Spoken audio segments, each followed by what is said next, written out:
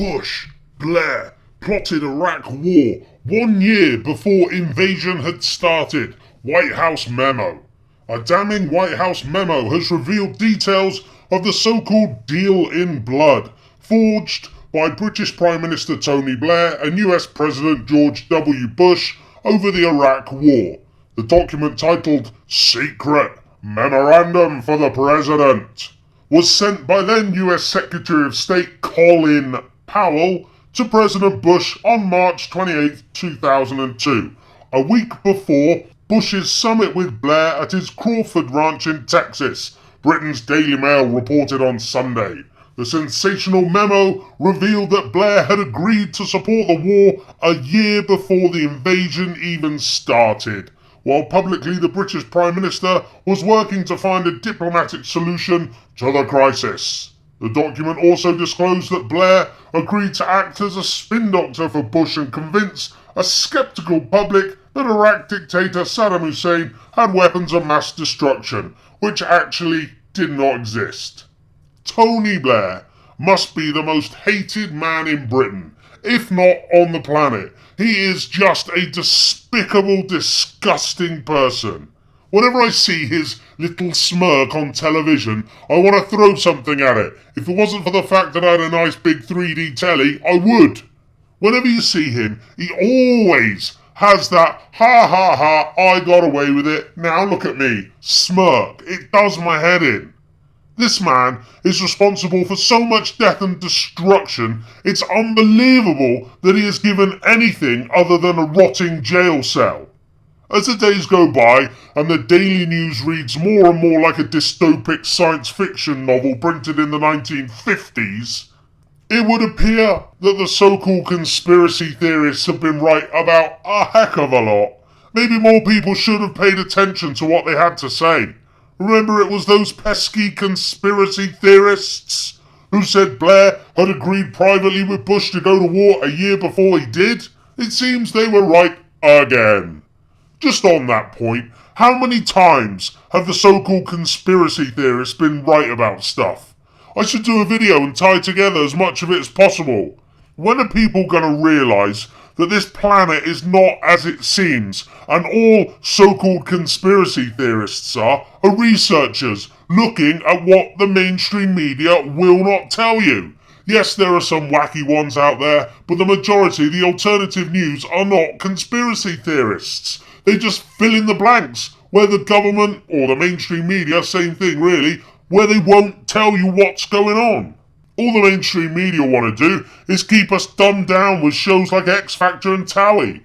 Tony Blair has made millions since he left office. In the 3 years since leaving politics to 2010, it was reported that Blair had made £20 million, mostly from oil deals that were brought about because of his illegal invasion of Iraq in 2003. Imagine how much he's made up to now. Blair fights to keep his oil cash secret.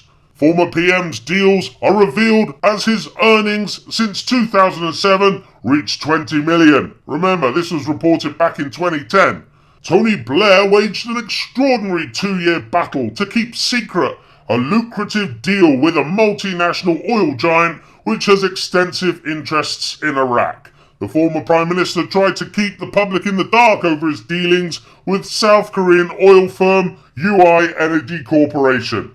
Mr. Blair, scumbag of the planet, who's made at least £20 million since leaving Downing Street in June 2007, also went to great efforts to keep hidden a £1 million deal advising the ruling royal family in Iraq's neighbouring Kuwait. So think about this. Tony Blair agreed to go to war against Saddam Hussein privately with George Bush a whole year before the actual invasion started. But publicly, right up to the invasion, Tony Blair was telling the public that he was still looking for a diplomatic solution, which of course was a complete and utter lie. And any thinking person knew it to be a lie, and it's again confirmed by this leaked document today. What a complete scumbag Tony Blair is. The parents of the poor soldiers who Tony Blair sent to their deaths whilst making oil deals to line his own pockets should be up in bloody arms. I know if my brother had died over there, I would go mental and I wouldn't stop. Blair and Alistair Campbell then came up with the ludicrous 45-minute claim to get the public on their side for the invasion, and to also persuade the UN for a Security Council resolution to make the war legal. They never got one, making the war illegal.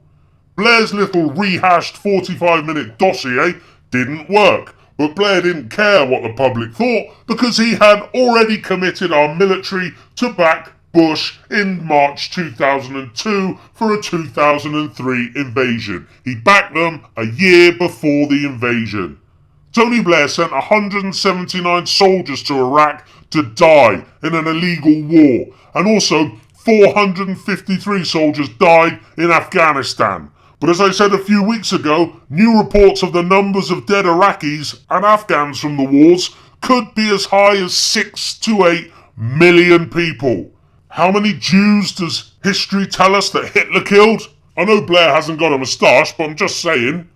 Can you see why people hate Tony Blair so much? Whilst he's now flying around the world in private jets, making himself millions with backhanders on oil deals that he made happen because he sent our soldiers over there to die and to kill. He was responsible for possibly 8 million deaths, including over 600 British soldier deaths, and he agreed to the war a whole year before it happened.